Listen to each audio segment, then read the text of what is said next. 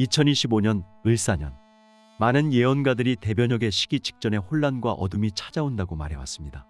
사명대사가 예언했던 아무것도 보이지 않는 시기가 바로 지금이 아닐까요? 한반도의 국운이 결정될 중요한 시점, 대한민국은 새로운 지도자를 필요로 하고 있습니다. 과연 이 혼란 속에서 모든 사람들을 통합할 지도자는 누구일까요? 우리는 지금 미래를 준비해야 할 때입니다. 오늘 사명대사와 그의 예언 내용을 자세히 알아보기 전에 구독과 좋아요 눌러주시면 영상 제작에 큰 힘이 됩니다. 사명대사는 임진왜란 당시 조선의 위기를 구한 승려로서 승병을 모집해 나라를 지키는 데 앞장섰습니다. 또한 그는 일본군에 의해 포로로 끌려간 백성 수천 명을 조선으로 돌려보내며 백성들에게 희망과 안정을 되찾아 주었습니다. 이로 인해 사명대사는 조선의 구국 영웅으로서 이순신, 권율과 함께 구국의 상징적인 존재로 기억되고 있습니다. 사명대사를 둘러싼 이야기는 후대에 이르러 다양한 설화와 기록으로 남아 있습니다. 특히 그가 보인 도술과 같은 신비한 능력에 관한 이야기는 민중들에게 신앙심과 용기를 주는 전설로 자리 잡았습니다. 그는 경상남도 밀양의 사대부 가문에서 태어났습니다. 그러나 어린 시절부터 불운이 닥쳐 15세에 어머니를 잃고 16세에는 아버지마저 돌아가시는 큰 시련을 겪었습니다. 이러한 비극 속에서 그는 삶의 방향을 찾기 위해 직지사로 들어가 승려의 길을 걷기로 결심하였습니다. 사명대사는 비범한 자질로 18세의 나이에 승과에 합격하며 학문과 불법에 모두 능통하다는 평가를 받았습니다. 그는 시문에도 능하여 당시의 유학자들과도 활발히 교류하며 학문과 수행을 병행했습니다. 32세가 되던 해 그는 선종의 본거지라 할 수 있는 봉은사 주지로 천거되었습니다. 이는 승려로서 최고의 영예라 할 수 있었지만 사명대사는 세속적인 자리와 명예를 거절하고 묘양산으로 향했습니다. 그곳에서 그는 서산대사를 스승으로 모시며 수행에 몰두했고 이후 전국의 명산을 돌아다니며 구도에 정진하였습니다. 1592년 임진왜란이 발발했을 때 그의 나이는 49세였습니다. 나라가 위기에 처하자 그는 서산대사의 부름을 받고 의승병 모집에 나섰습니다. 사명대사는 각지를 돌아다니며 스님들에게 이렇게 말했습니다. 지금과 같은 어지러운 시국을 만나고서야 부처님의 뜻을 따르는 자들이 왜 침묵하고 있는가? 이 위태로운 시기에 손을 놓고 있는 것이 과연 불법에 합당한 일인가? 우리의 삶이 곧 조국의 미래와 연결되어 있음이니 이 한 몸 바쳐 백성을 구하는 것이야말로 진정한 수행의 길이다. 그는 이러한 설득으로 2,000명이 넘는 의승병을 모았고 이들은 사명대사의 지도 아래 군사훈련을 받고 평양성 전투에 투입되었습니다. 1593년 1월 의승도대장이 된 사명대사는 조명현 합군과 함께 평양성 탈환 작전에 나섰습니다. 평양성 전투는 임진왜란의 향방을 결정짓는 중요한 전투였습니다. 의승병들은 전투의 최전선에서 싸우며 평양성을 탈환하는 데 성공했습니다. 놀랍게도 전투 중 의승병은 단 한 명의 희생자도 없이 적군 2,000여 명을 섬멸했다고 전해집니다. 그의 신비로운 활약은 일본군의 기록에도 남아 있습니다. 일본군은 당시를 이렇게 묘사했습니다. 사명대사가 이끄는 의승병은 그 기세가 실로 범상치 않았다. 마치 부처의 가호를 받는 자들처럼 우리의 공격을 모두 무력화하고 우리 군사들은 그들 앞에서 두려움에 떨었다. 그들의 칼끝이 닿기 전에 이미 총탄마저 비켜가는 듯하였다. 사명대사와 의승병의 활약은 여기서 멈추지 않았습니다. 그는 산속에서 게릴라전을 펼쳐 왜군의 보급로를 차단했고 기록에 따르면 단 7명의 승병이 왜군 278명을 무찔렀다는 놀라운 전과도 있었습니다. 이 모든 것은 단지 물리적인 승리뿐만 아니라 조선의 국운이 여전히 살아있음을 증명한 사건이었습니다. 그의 활약은 단순한 전투의 승리를 넘어 백성들에게 정신적 구원과 희망을 전해준 것이었습니다. 사명대사의 활약은 단순히 전장에서의 승리로만 그치지 않았습니다. 그는 전쟁이 소강 상태에 접어든 1594년 적진으로 직접 뛰어들어 일본군 외장들과 단판을 지으며 새로운 국면을 만들어냈습니다. 당시 왜군은 서생포와 거제도, 웅천 사이에 여러 외성을 쌓으며 지구전을 준비하고 있었습니다. 이 시점에서 명나라와 일본 사이에서는 강화 협상이 진행되고 있었는데 이 협상은 조선을 배제한 채 명나라 사신 심유경과 일본 외장 고니시 유키나가가 주도했습니다. 강화 협상의 본래 조건은 조선의 팔도 중 일부를 일본에 넘기는 것까지 포함되어 있었지만 고니시는 자신의 공을 세우는데 급급해 중요한 조항들을 생략한 채 명나라와 협상을 시도하고 있었습니다. 그 중에는 4개의 도를 일본에 넘기라는 치명적인 내용도 포함되어 있었습니다. 이 와중에 사명대사는 서생포 외성에 직접 들어가 일본군 가토 기요마사와의 회담에 참석했습니다. 이는 단순한 외교 행위가 아니라 적의 진영을 철저히 파악하고 조선의 운명을 결정지을 중요한 정보를 얻기 위한 위험천만한 임무였습니다. 사명대사는 이 자리에서 조선 조정도 전혀 알지 못했던 명과 일본 간의 비밀스러운 교섭 사실을 알아냈을 뿐만 아니라 가토와 고니시의 사이가 좋지 않다는 내부 갈등까지 포착했습니다. 그는 이러한 정보를 활용해 가토로 하여금 고니시의 협상 조건 왜곡 사실을 도요토미 히데요시에게 폭로하게 만들었습니다. 이로 인해 명나라와 일본 간의 강화 협상은 결국 결렬되었습니다. 만약 사명대사가 없었다면 당시 조선의 국군은 큰 위기에 처했을지도 모릅니다. 협상이 타결되었다면 조선은 사실상 국토의 절반을 상실하는 결과를 맞았을 것입니다. 그의 단판과 기민한 전략이 한반도를 지켜낸 것입니다. 서생포 회담에서는 사명대사의 뛰어난 언변과 기계를 보여주는 유명한 일화도 전해집니다. 가토 기요마사가 그에게 물었습니다. 조선의 보배는 무엇인가? 그러자 사명대사는 태연하게 대답했습니다. 조선의 보배는 조선 것이 아니라 일본에 있어. 이 뜻밖의 대답에 당황한 가토가 그 보배가 무엇이냐고 재차 묻자 사명대사는 이렇게 말했습니다. 우리 조선에서 가장 귀한 보배로 여기는 것은 바로 당신의 머리요. 그러니 조선의 보배가 일본에 있다고 한 것이지요. 가토 기요마사는 그의 언변과 기세에 압도되어 말을 잇지 못했고 사명대사의 비범한 능력을 인정하지 않을 수 없었습니다. 그렇게 7년 동안 지속된 임진왜란은 결국 도요토미 히데요시의 갑작스러운 죽음으로 막을 내렸습니다. 그러나 전쟁이 끝난 후에도 사명대사의 역할은 끝나지 않았습니다. 1604년 그는 선조로부터 일본의 재침 가능성을 조사하라는 특명을 받고 일본으로 건너갔습니다. 당시 그는 국서도 없이 미공식 사절단의 신분으로 위험천만한 외교적 임무를 수행해야 했습니다. 명나라를 배제하고 일본과 협상을 진행하는 것은 외교 문제가 발생할 가능성이 높았지만 그는 이를 감수하고 임무를 완수했습니다. 사명대사가 일본에 도착했을 때 일본인들은 그를 설보화상이라 부르며 환대했습니다. 설보화상이란 보배를 말한 스님이라는 뜻으로 서생포 회담에서 가토에게 한 그의 대답이 일본인들 사이에서도 화제가 되었기 때문입니다. 결국 사명대사는 단신으로 도쿠가와 이에야스를 만나 일본의 전쟁 책임을 인정하게 했고 재침 의지를 꺾는 데 성공했습니다. 또한 포로로 잡혀간 3천여 명의 조선 백성을 구출해 조국으로 데려오는 엄청난 성과를 거두었습니다. 사명대사와 도쿠가와 이에야스 간의 회담에 관한 구체적인 기록은 전해지지 않지만 이는 회담이 일본 측에 불리하게 돌아갔음을 방증하는 것이라 여겨집니다. 대신 그가 일본에서 보인 신비한 도술과 기이한 능력에 관한 전설은 지금까지도 이어지고 있습니다. 그가 보여준 신비로운 도술과 능력에 관한 전설은 단순한 설화가 아닌 사명대사의 지혜와 기계를 보여주는 기록으로 전해지고 있습니다. 사명대사가 일본에 사절로 입국했을 당시 일본의 지위 높은 인사들은 그가 가진 능력을 시험해 보기로 했습니다.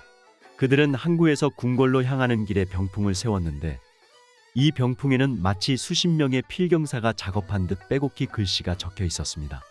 병풍의 길이는 가히 30리를 넘었으며 이를 빠르게 지나가며 모두 읽어내는 것은 불가능에 가까운 일이었습니다. 사명대사는 가마에 태워진 채 병풍 옆을 지나갔습니다. 궁궐에 도착하자 그를 맞이한 인사가 물었습니다. 이름 높은 스님께서 오셨구려. 병풍 속 글씨를 보셨소? 이에 사명대사는 병풍 속 글을 처음부터 끝까지 외우듯 읊었습니다. 심지어 글자의 획 하나까지 정확히 짚어냈습니다. 다만 한 폭의 글에 대해서는 언급하지 않았고 이유를 묻자 그는 태연히 대답했습니다. 그 한 폭은 바람에 접혀 보이지 않았소. 이후 확인해보니 실제로 그 한 폭의 병풍이 바람에 접혀 가려져 있던 것이었습니다. 이를 본 일본인들은 그의 지혜와 관찰력의 경악을 금치 못했습니다. 또 다른 이야기도 전해집니다. 사명대사가 일본에 있을 때 그의 명성을 시기한 일본인들은 그를 시험하기 위해 방바닥 밑에 철판을 깔고 밤새도록 불을 지피는 계략을 꾸몄습니다. 사명대사는 이러한 속셈을 간파하고 방 안의 벽에 서리 상자와 얼음 빙자를 써 붙였습니다. 이어 정신을 가다듬고 비밀진언을 외우며 밤새 좌선에 들었다고 합니다.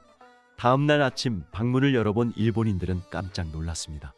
방 안은 얼음과 눈으로 가득했고 사명대사의 긴 수염에는 고드름이 주렁주렁 매달려 있었습니다. 이를 본 일본인들에게 그는 단호히 말했습니다. 이 방이 어찌 이리 춥단 말인가? 불을 더 지펴보시오.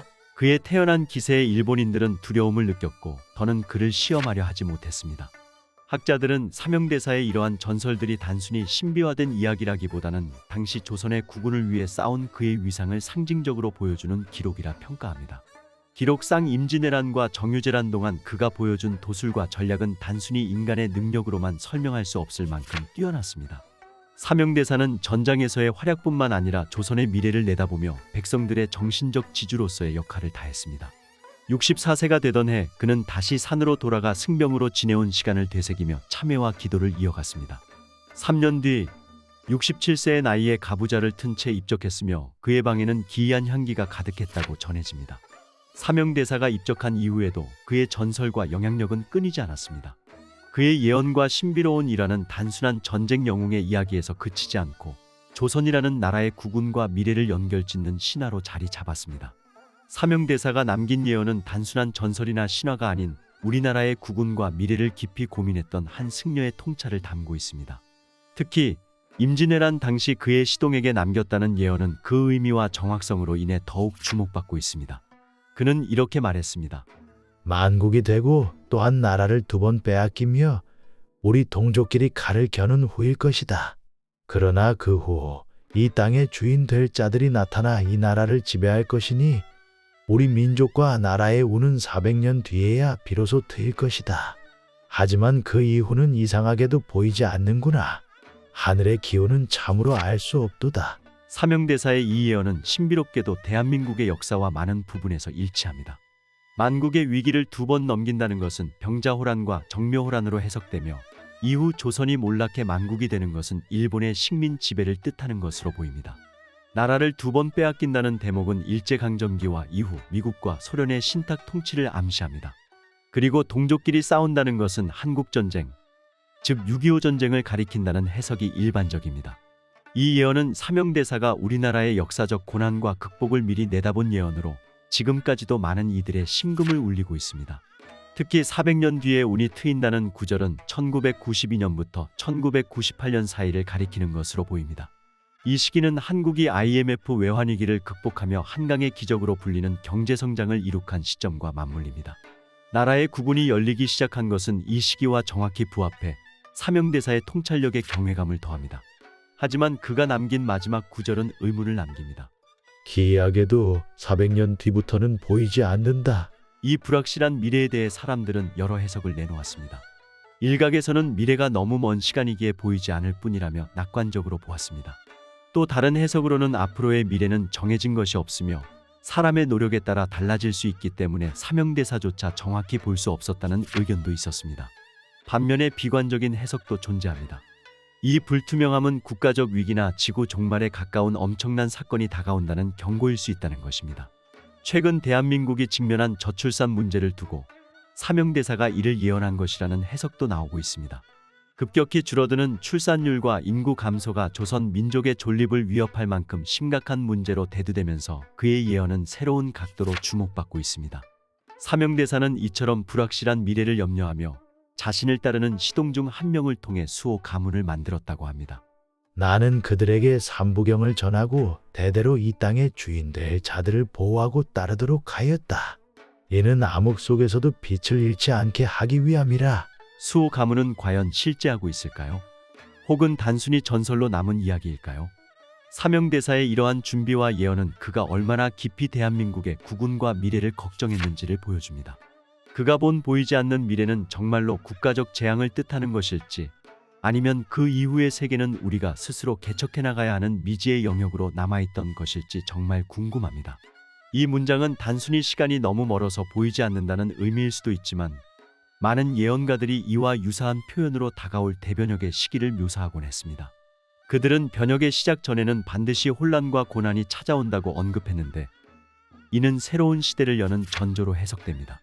이러한 관점에서 보자면 사명대사가 말한 아무것도 보이지 않는 시기는 바로 지금 나라가 매우 혼란한 2025년 을사년의 한반도 대한민국 상황을 암시한 것이 아닐까 하는 생각이 듭니다. 지금 우리는 전 세계적으로 정치적, 경제적, 환경적 위기가 중첩된 혼란의 시기를 살아가고 있습니다. 국내적으로도 편을 가르고 싸우며 대한민국의 국운을 위협하는 문제가 끊이지 않고 있습니다. 한반도는 여전히 분단 상태로 남북 간의 대립과 불신은 쉽게 해결될 기미를 보이지 않고 있습니다. 이러한 상황은 마치 사명대사가 예언했던 그리고 다른 많은 세계적인 예언가들이 언급했던 대변혁전의 어둠의 시기라고 생각이 듭니다. 그리고 역사를 되돌아보면 혼란의 시기에는 항상 사람들을 통합하고 새로운 질서를 세울 지도자가 등장하곤 했습니다. 많은 예언가들은 2025년 대혼란의 끝에서 새로운 지도자가 나타날 것이다라고 입을 모아 말하는 이유도 여기에 있습니다. 사명대사의 예언 속주인 될 자들 역시 이와 같은 맥락에서 이해할 수 있습니다. 그렇다면 지금의 한반도 한국의 상황 속에서 우리는 과연 누가 그 새로운 지도자가 될지 상상해 볼 수 있을까요? 혹은 그 지도자는 이미 등장했지만 우리가 아직 알아보지 못한 존재일 수도 있을까요? 이러한 질문은 단순한 호기심에 그치지 않습니다. 이는 곧 우리가 어떤 자세로 미래를 준비해야 할지를 묻는 것이기도 합니다. 대혼란의 시기에는 모든 개인과 공동체가 힘을 합쳐야만 새로운 시대를 맞이할 수 있습니다. 각자가 자신의 위치에서 할 수 있는 최선을 다하고 대한민국과 한반도의 구군을 위한 단합과 희망을 포기하지 않아야 합니다. 지금이 바로 그 중요한 순간인 것입니다. 2025년 을사년, 우리는 과거 예언가들이 말했던 대변혁의 시대에 들어섰을지도 모릅니다. 그렇다면 우리는 무엇을 준비해야 하며 어떤 태도로 이 시대를 살아가야 할까요? 시청자 여러분의 생각을 나눠주시기 바랍니다. 우리 모두가 함께 이 혼란을 극복하고 새로운 시대를 열 수 있기를 바랍니다. 마무리를 하며 사명대사가 남긴 또 다른 흔적을 함께 나누고자 합니다. 최근 국내에서 발견된 그의 유목은 당대의 시인 이군옥의 시 야우정 장관을 적은 작품입니다. 이 시는 긴밤 산사에 앉아 동해의 물과 자신의 수심을 비교하며 가슴속 깊은 심려를 드러낸 내용을 담고 있습니다. 사명대사가 이 시를 좋아했던 이유는 그가 일본군에 끌려간 수많은 포로들을 송환하기 위해 고군분투하며 느꼈던 깊은 고민과 맞닿아 있기 때문일 것입니다. 그는 일본에서도 이 시를 자주 적어 승려들에게 나눠주며 자신의 내면의 무게를 함께 나누고자 했던 것으로 보입니다. 이제 그의 유목 속 시를 낭독하며 오늘의 이야기를 마무리하겠습니다. 야우정 장관, 멀리서 온 나그네 긴 밤 앉아 세우네. 외로운 절에서 빗소리 듣는 가을밤, 동해바다 물과 깊이를 재어볼까나. 내 수심과 어느 것이 얕고 깊은지를. 시청해 주셔서 감사합니다. 미스터리 코리아였습니다.